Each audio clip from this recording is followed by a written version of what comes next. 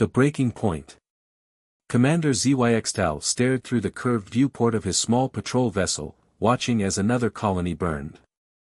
The Thrin warships hung in orbit like massive predators, their angular hulls reflecting the fires that raged across the surface of Nexus 7. His antenna twitched involuntarily as he received the casualty reports: another birthing pool complex destroyed, thousands of larvae lost before they could even take their first breath. "Commander," his second-in-command R'Ak-6 spoke softly from behind him. "We need to retreat. The third response unit can't hold this position much longer." Zyx'tal's outer membrane rippled with barely contained rage. 3 weeks out of training, and he'd already watched 3 colonies fall. The Thrin were methodical in their extermination, always targeting the birthing pools first. They understood that the quickest way to destroy a species was to prevent it from reproducing. "Status report on the evacuation ships," he asked, forcing his voice to remain steady. "Only 30% of the civilian population made it off-world," R'Ak-6 replied. "The rest." He didn't need to finish the sentence. They both knew what happened to those left behind when the Thrin took control.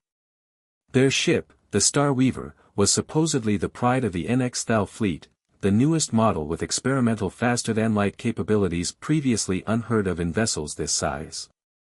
But even with its advanced technology, it was like bringing a stone to a plasma fight.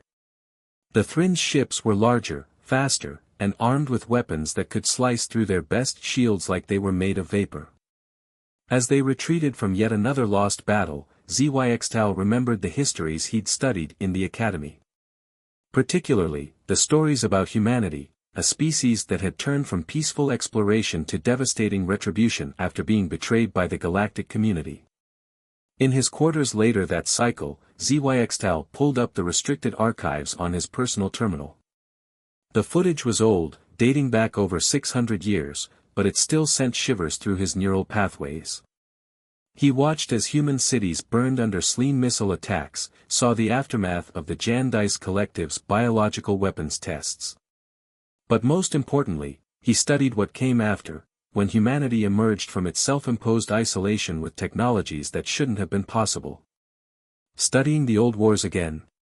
R'Ak-6 asked, entering their shared quarters. "The humans were insane, you know. Complete isolation for centuries now. Anyone who gets close to their space disappears." Zyx'tal's inner eyes focused on a particular piece of footage, a Dolan warship disintegrating under weapons that seemed to ignore shields entirely. "Maybe they were right," he said quietly. "Maybe isolation was the answer." "You can't be serious," R'Ak-6 chittered nervously. "The humans are savage isolationists. They dash." "They survived," Zyx'tal interrupted. "More than survived. They thrived.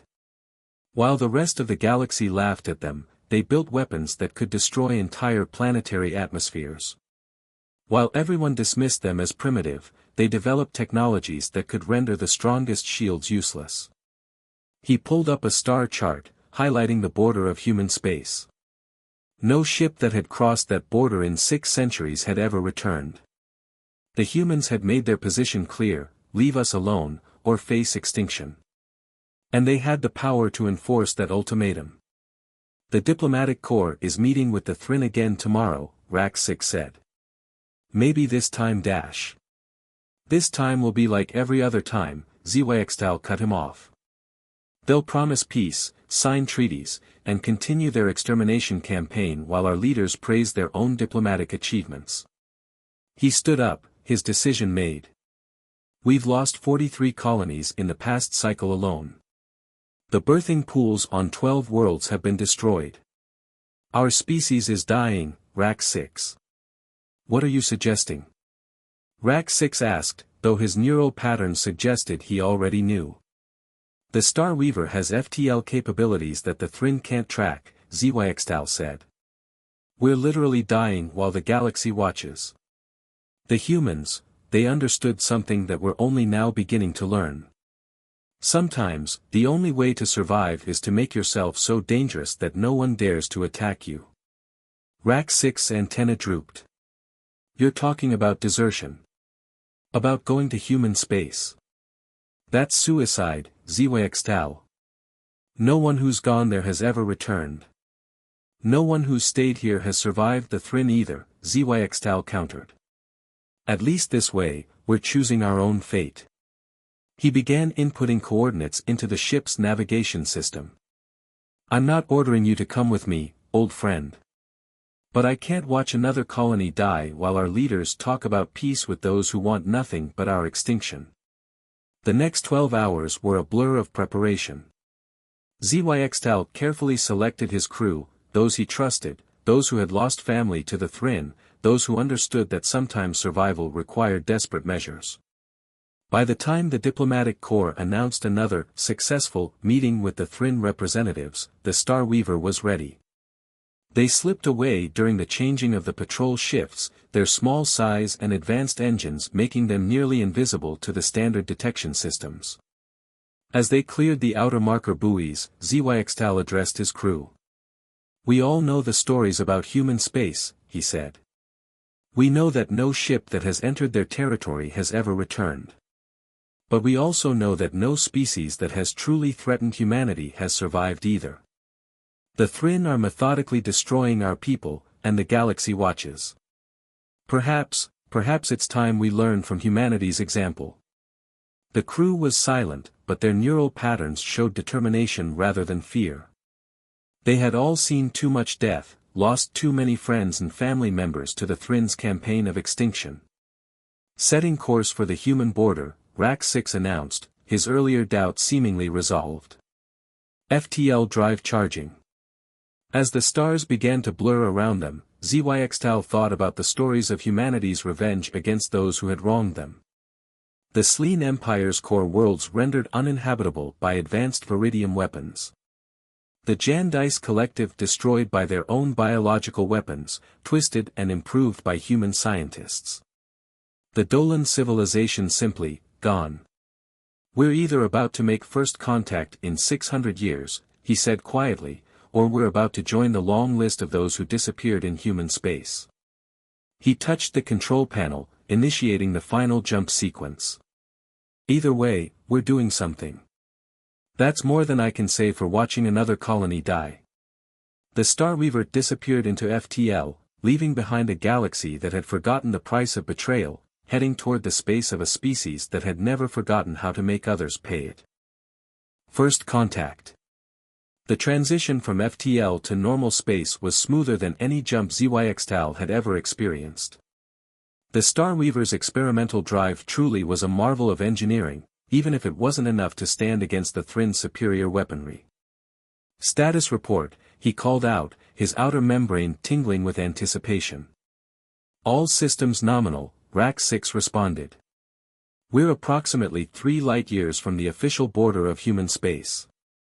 No signs of pursuit from Nx'thal forces. Nx'thal studied the sensor readings carefully. The border of human space was more than just a political boundary, it was a graveyard of ships that had tried to cross it over the centuries. Some said the humans had developed technologies that could detect approaching vessels light-years away. Others claimed they had somehow weaponized space itself. Beginning passive scans, the sensor operator, Nx'thal, announced. Her neural patterns showed both excitement and fear. Commander, there's something strange about the background radiation patterns here. Before Nx'thal could ask for clarification, the ship's engines suddenly cut out. Not gradually, not with any warning, they simply stopped working. The emergency lights flickered on, bathing the bridge in an eerie purple glow. Report. Nx'thal demanded, his antenna twitching rapidly. All systems are offline, Rax-6 said, his voice unnaturally calm. Including life support. We're running on emergency power, but... He paused, checking readings. Commander, according to these readings, there's no power being drawn at all. It's as if the laws of physics themselves have changed. A soft humming filled the ship, but it wasn't coming from their systems. It seemed to be coming from everywhere and nowhere at once. The viewport, which had been showing normal space, suddenly displayed something impossible. They were inside what appeared to be a massive structure, but there had been nothing on their sensors moments ago. By the first egg, Nx'thal whispered. Look at the scale of this thing. The structure appeared to be a station of some kind, but unlike anything in known space. It seemed to be built from a single piece of material that was simultaneously metallic and organic, with surfaces that shifted and moved like liquid while maintaining perfect structural integrity. A voice filled the bridge, speaking perfect Nx'thalian. Interesting. You're either very brave or very desperate to come here. The crew froze. The voice seemed to be coming from the ship's own communication system, but all their systems were supposedly dead. Zyx'tal stepped forward. I am Commander Zyx'tal of the Nx'thal 3rd Response Unit. We come seeking. We know why you come, the voice interrupted. We've been watching your war with the Thrin. Fascinating, how history repeats itself. The strong prey on those they perceive as weak, while the rest of the galaxy observes and does nothing. Images began appearing on their viewport, recordings of Thrin attacks on their colonies, diplomatic meetings that led nowhere, the destruction of birthing pools. But these weren't their recordings, these were taken from angles and positions that suggested whoever these humans were, they had been monitoring the situation far more closely than anyone had suspected. Your species faces extinction, the voice continued. Like ours once did. Not from direct warfare, but from the casual cruelty of a galaxy that sees kindness as weakness and diplomacy as an opportunity for betrayal.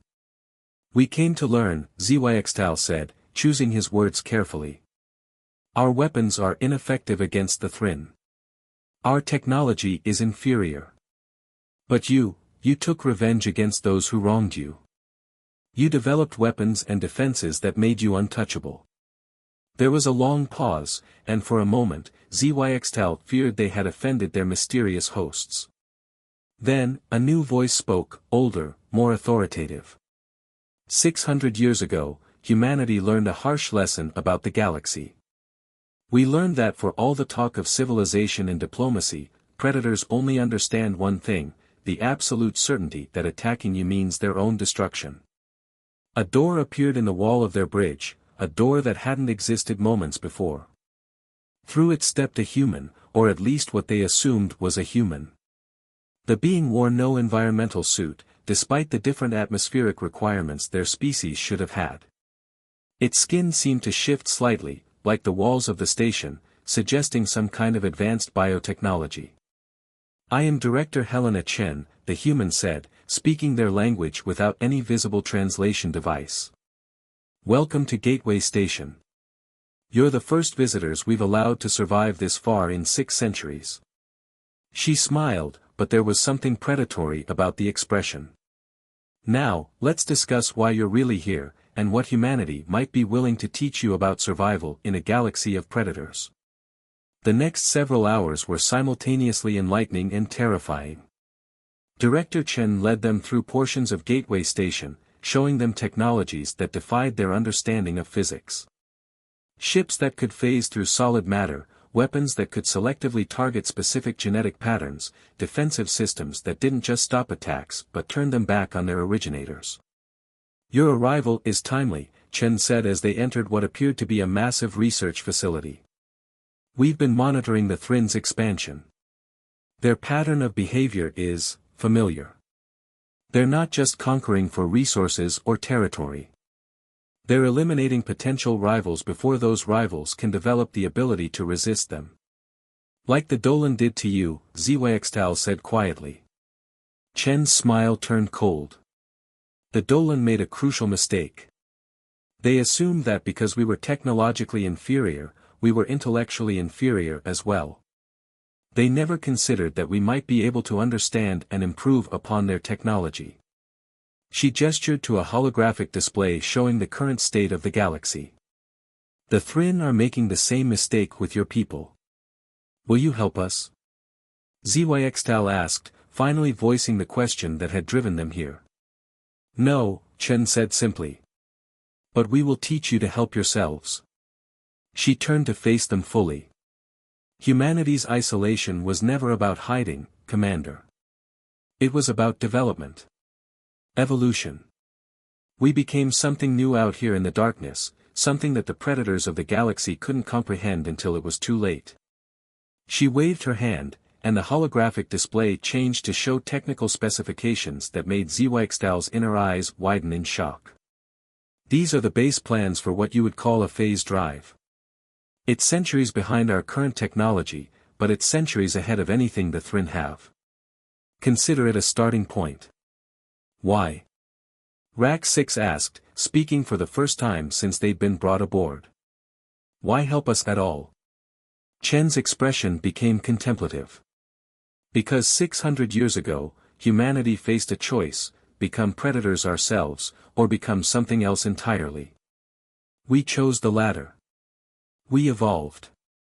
And now we see another species facing the same choice. She turned to Nx'thal. Your decision to come here, knowing the stories about human space, knowing you would probably die, it reminded us of ourselves, before we changed. The Thrin will keep coming, Nx'thal said. They'll destroy more colonies, more birthing pools. Yes, Chen agreed. For a while. But we're going to teach you how to make them stop. Not through diplomacy, not through conventional warfare, but through evolution. The same way we did. Her smile returned, and this time it wasn't predatory, it was conspiratorial. And maybe, just maybe, humanity will finally have a neighbor worth talking to. Evolution's edge. The next 3 months aboard Gateway Station redefined everything Nx'thal thought he knew about technology, warfare, and evolution itself. The humans hadn't just advanced technologically during their isolation, they had transformed themselves into something that straddled the line between organic and synthetic life. Your biological structure is actually quite advantageous, Dr. Sarah Martinez explained as she showed them through the bioengineering labs. Unlike Director Chen, who always maintained a carefully controlled appearance, Dr. Martinez let her form shift more openly, her skin sometimes becoming transparent to reveal the complex networks of biotechnology beneath. Your species' natural ability to regulate your outer membrane's permeability makes you perfect candidates for the base-level improvements. Nx'thal watched as Nx'thal, who had volunteered to be the first test subject, underwent the initial transformation process. The specially engineered nanites weren't just enhancing her biology, they were teaching it to evolve in real time. The key, Martinez continued, isn't just making you stronger or faster. It's about making you adaptable. The Thrin's advantage isn't just their technology, it's their inability to conceive of threats evolving beyond their understanding. Rax-6, who had become their primary tactical analyst, studied the data streams flowing across the laboratory's walls. These modifications, they're not just physical, are they? You're changing how we process information, how we think. Yes and no, a new voice joined them. A human named Dr. James Chen, Director Chen's husband and head of cognitive sciences, stepped into the lab. His form was more traditionally human than most they'd seen, but his eyes shifted colors as he spoke, reflecting his emotional state. We're not changing how you think, we're removing the limitations that prevented you from thinking in certain ways. The next few weeks were a blur of modifications and upgrades. The entire crew underwent the base-level improvements, their bodies adapting to the new capabilities with varying degrees of success. Some, like Nx'thal, took to the changes immediately, their natural abilities amplified beyond anything they had thought possible.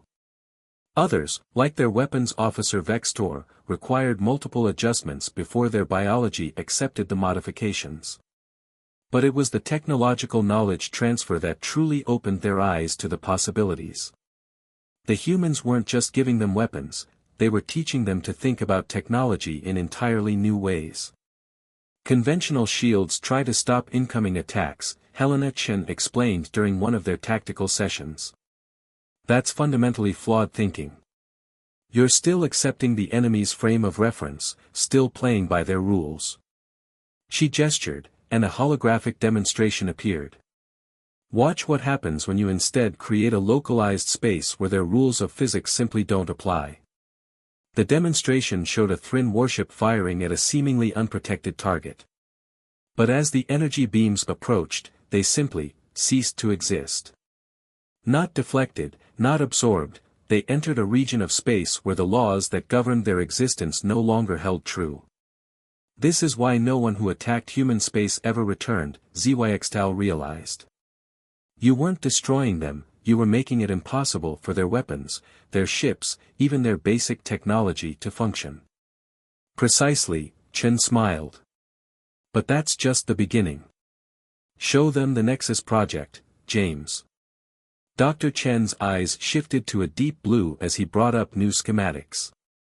We call this the neural nexus. It's a hybrid biological-technological network that will allow your entire species to share information, experiences, and evolutionary adaptations in real time. The implications were staggering. Not only would they be able to coordinate their defenses perfectly, but any adaptation one of them developed could be instantly shared with the entire species. If the Thrin developed a new weapon, the first Nx'thal to survive it would automatically transmit the successful defense to all others. But there were concerns. This level of connection, Rax-6 noted, it would change us fundamentally as a species. Our individuality would remain intact, James assured them. We learned that lesson early in our own development. The Nexus doesn't merge consciousness, it creates a substrate for sharing information while maintaining individual identity. Think of it like having access to a vast library without being forced to read every book. As the days passed, Zyx'tal began to notice subtle changes in his crew beyond the physical modifications. They were thinking differently, seeing patterns they would have missed before. The humans hadn't just given them technology, they had given them new ways of perceiving reality itself. During one of their training sessions, Nx'thal discovered she could actually see the probability waves of quantum events, her enhanced neural structure processing information that their original biology would have found incomprehensible. Vextor developed the ability to intuitively understand how to turn any energy pattern into a weapon, including types of energy they hadn't even known existed before. But it was during a routine simulation that they had their biggest breakthrough. They were running a scenario based on their last defeat at Nexus 7, trying out different strategies with their new capabilities. Zyx'tal was about to call for another retreat when he saw it, a pattern in the Thrin's attacks that had always been there but that their original minds couldn't have recognized. They're not just methodical, he said, his antenna vibrating with excitement. They're predictable. Their tactics, their strategies, they're all based on a fundamental assumption about how space, time, and causality work. An assumption we no longer share. Helena Chen, who had been observing silently, nodded in approval. And now you understand why we're really helping you. The galaxy needs species that can see beyond the conventional limitations of physics and biology. The Thrin aren't just a threat to you, they're a threat to evolution itself. They seek to freeze the galaxy in a single paradigm, one they can dominate. How long? Zyx'tal asked. How long before we can begin protecting our people? The physical modifications are complete, Dr. Martinez said. The neural nexus can be implemented within weeks. But the real question is, are you ready for what comes next? Because once you begin this path, your species will never be the same. You'll be starting an arms race of evolution itself. Zyx'tal looked at his crew, saw the same determination in their neural patterns that he felt in his own. They had come seeking weapons and found something far more powerful, the ability to transcend their own limitations. We're ready, he said. Show us how to save our people. The return. The Star Weaver that left Gateway Station bore little resemblance to the ship that had arrived 4 months earlier. Its hull now rippled with patterns that seemed to defy traditional physics, and its systems had been upgraded with technology that made their previous state-of-the-art equipment look primitive by comparison. But the real changes were in its crew. Zyx'tal stood at the command station, his enhanced neural structure interfacing directly with the ship's systems. Through the neural nexus prototype installed in their modified bodies, each crew member functioned as both an individual and part of a greater whole. Final diagnostics complete, Rax-6 announced, his thoughts flowing through the Nexus even as he spoke aloud out of habit. All systems are operating beyond projected parameters. Director Chen's image appeared on their main display. Remember, this is just the beginning. The modifications we've given you will continue to evolve as you encounter new challenges. The key is to let the evolution happen naturally, don't try to force it. What about the rest of our species? Nx'thal asked. The implementation protocols are already loaded into your neural nexus, Dr. Martinez answered, appearing beside Chen. Your birthing pools can be modified to implement the base-level improvements in new larvae. For adults, the transformation will be voluntary, but given the advantages. She left the thought unfinished. Zyx'tal felt a moment of concern through the nexus from Vextor. The Thrin will notice the changes. They'll adapt their tactics. Let them try, James Chen said, his eyes shifting to a confident gold. Their entire civilization is built on the assumption that they understand all the rules of the universe. You're about to show them how wrong they are. The journey back to Nx'thal space took mere hours with their upgraded drive system. They emerged from FTL to find another colony under attack, but this time, things would be different. Thrin warships detected, Nx'thal reported. 3 heavy cruisers, 5 destroyers. They're targeting the birthing pool complexes on the surface. In the past, such a force would have sent them running. Now, Zyx'tal felt only a calm certainty as he connected more deeply with the Nexus. Deploy the phase shields. Let's show them what evolution looks like. The Thrin ships detected them immediately, of course. The first salvo of energy weapons lanced out from the nearest cruiser, and simply ceased to exist as they encountered the phase shield. The second cruiser launched a barrage of missiles, which passed through the shield only to find themselves in a pocket of space where their propulsion systems couldn't function. They're adapting their weapon frequencies, Rack 6 noted with professional interest. Switching to conventional shields to conserve power. The Thrin's next attack slammed against their conventional shields, which absorbed the energy and redirected it through the neural interfaced weapons systems. The return blast wasn't just their own energy turned against them, it was enhanced by the crew's collective understanding of how to make it more effective. The first cruiser's shields failed catastrophically, and the ship itself seemed to age centuries in seconds as altered physics took their toll on its hull. The remaining ships began to retreat, but Zyx'tal had no intention of letting them escape to warn others. Deploying quantum anchors, Vextor announced. The devices, based on human technology but modified by their own evolving understanding, created localized fields that prevented FTL travel. The Thrin ships were trapped. What followed wasn't really a battle, it was a demonstration. The Star Weaver, despite its small size, systematically dismantled the Thrin fleet. Each attack they faced was turned against them in new and increasingly creative ways as the crew's collective intelligence found new applications for their capabilities. When it was over, Zyx'tal opened a channel to the surface. The colonial governor's image appeared, her neural patterns showing shock at their transformed appearance. This colony is secure, Zyx'tal announced. And we've brought something far more valuable than military victory. We've brought evolution. The next few weeks were chaos of the most productive kind. The Starweaver's crew began implementing the modification protocols, starting with the children in the birthing pools. Adult volunteers underwent the transformation process, their bodies and minds adapting to the new capabilities with varying degrees of success. But it was the neural nexus that caused the most dramatic changes. As more Nx'thal joined the network, their collective intelligence grew exponentially. Each individual retained their unique identity while contributing to and benefiting from the shared knowledge and capabilities of the whole. The Thrin, predictably, responded with escalating force. But each attack taught the transformed Nx'thal something new, each weapon they faced became a tool for their own evolution. The neural nexus allowed these adaptations to spread instantly through the entire connected population. They still don't understand, Rack-6 commented during one particularly one-sided battle. They think this is about weapons and shields.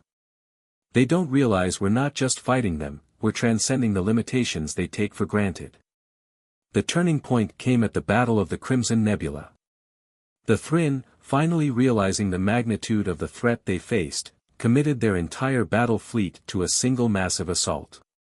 Over 1,000 ships emerged from HFY, their weapons charged, their tactics coordinated for maximum effect. They found themselves facing barely a dozen Nx'thal vessels. But these ships weren't just defended by advanced technology, they were crewed by beings who could see the quantum framework of reality itself, who could reshape local physics on a whim, who could turn any attack into an opportunity for further evolution. The battle lasted less than an hour. When it was over, the Thrin fleet was gone, not destroyed but transformed. Their weapons had been turned against them in ways their rigid minds couldn't comprehend, their shields had been bypassed by physics they didn't know could exist, and their crews had been given a brutal education in the price of underestimating evolution. As Zyx'tal watched the aftermath through enhanced senses that would have been impossible months ago, he received a transmission from Gateway Station. Director Chen's image appeared, her expression satisfied. "Well done," she said simply. "Phase 1 is complete. Are you ready to begin the real work?" "Real work?" Zyx'tal asked, though part of him already knew the answer. "Evolution doesn't stop," she replied. "You've learned to defend yourselves, yes. But now it's time to learn why we really helped you. The galaxy needs to change, Commander. The age of predators must end. Are you ready to help us guide that change?" The greater purpose. 1 year after their first contact with humanity, Zyx'tal stood in a chamber that shouldn't have been possible. The room existed simultaneously in Gateway Station and in every major Nx'thal colony, a physical manifestation of the quantum entanglement technologies that humanity had helped them develop. Director Helena Chen's form shimmered as she walked through the chamber, her appearance shifting between locations as she moved. "Your species has exceeded our expectations," she said, her voice resonating through both physical space and the neural nexus. "The speed of your adaptation, the creativity of your evolution, you've compressed centuries of development into months." The chamber's walls displayed real-time images from across Nx'thal space. Their worlds had been transformed. Cities now grew and adapted like living organisms, buildings shifting and reconstructing themselves based on the needs of their inhabitants. Their once vulnerable birthing pools had become the nexus points of evolutionary acceleration, each new generation born with capabilities that would have seemed godlike to their ancestors a year ago. But this was never just about saving our species from the Thrin, was it? Zyx'tal asked, though he had already begun to understand the truth through the enhanced intuition granted by their evolution. "No," James Chen appeared, his eyes cycling through colors as he accessed multiple levels of reality simultaneously. "It was about finding partners for what comes next. The galaxy is dying, Commander. Not physically, but philosophically. The dominance of predator species has created a stagnation that threatens the very concept of evolution itself." Dr. Martinez materialized next to them, her form more energy than matter now. The Thrin were just one symptom of a larger problem. Species that rise to dominance through force tend to freeze development at the level of their victory. They become unable to conceive of advancement beyond their current understanding. "That's why humanity chose isolation," Rack-6 said, joining them in the quantum chamber. "You weren't hiding. You were evolving beyond the paradigm that the predator species could understand." "Precisely," Helena nodded. "But isolation was never meant to be permanent. We needed to evolve far enough to guide others, to help break the cycle of predation and stagnation. The Nx'thal showed the potential we were looking for, a species capable of choosing evolution over revenge." The chamber's displays shifted, showing maps of the entire galaxy. Thousands of points of light indicated species at various stages of development, some barely achieving spaceflight, others locked in conflict similar to what the Nx'thal had faced with the Thrin. This is where the real work begins, James said. The galaxy needs guided evolution, but not enforced evolution. Each species must choose its own path, just as you did.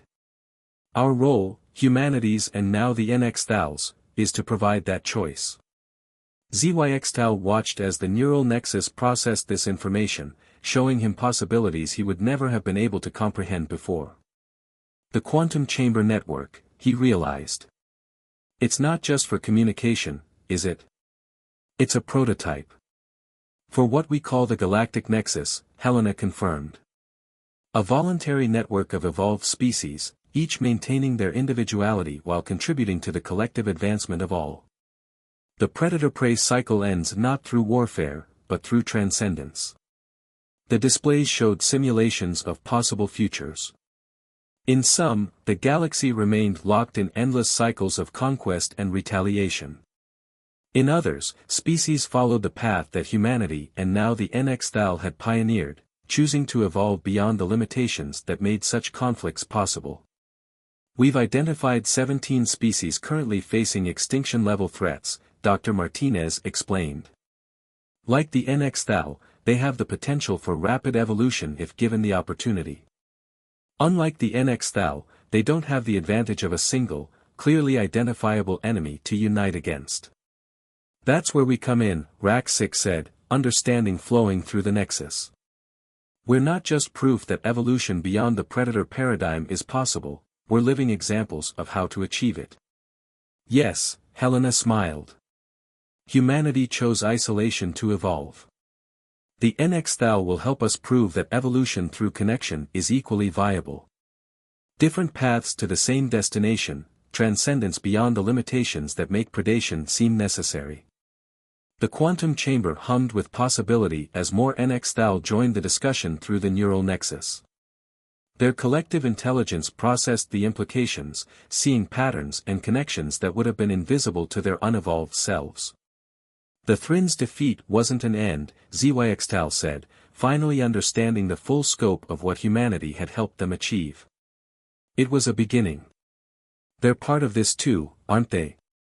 Their rigid adherence to their paradigm of superiority is a prison, James finished. One they built for themselves. Your victory over them wasn't just military, it proved that their understanding of reality was fundamentally limited. Some of them have already begun to question their assumptions. Evolution finds a way, even in the most unlikely places. The displays showed new data, Thrin ships approaching Nx'thal space. But these weren't warships. They were diplomatic vessels, their crews' neural patterns showing something the Thrin had never demonstrated before, uncertainty. They're ready to learn, Helena said. Just as you were when you first entered human space. The cycle of predation ends not when the predators are destroyed, but when they choose to become something more than predators. Humanity's isolation taught us this. The Nx'thal's transformation proved it could be taught to others. Zyx'tal felt the approval of his entire species through the neural nexus as he said, "When do we begin?" The quantum chamber shifted, expanding to include representatives from a dozen worlds facing their own extinction-level challenges. Species that had never met, never communicated, found themselves connected through technology that their current science said was impossible. "We already have," Helena replied. "Evolution isn't just about survival anymore. It's about choice. Humanity chose isolation to evolve. The Nx'thal chose connection. The Thrin are choosing to question their assumptions. And now," she gestured to the assembled representatives, "others will make their own choices." The galaxy spread out before them, filled with possibilities that no single species could have imagined alone. The age of predators was ending, not through violence but through transcendence. And in the quantum spaces between traditional reality, humanity's long isolation finally revealed its true purpose, not to hide from the galaxy, but to help it evolve beyond the need for hiding. As the first connections of the galactic nexus began to form, Zyx'tal understood that their victory over the Thrin hadn't just saved his species, it had helped set the galaxy on a path toward something greater than survival. The path toward conscious evolution.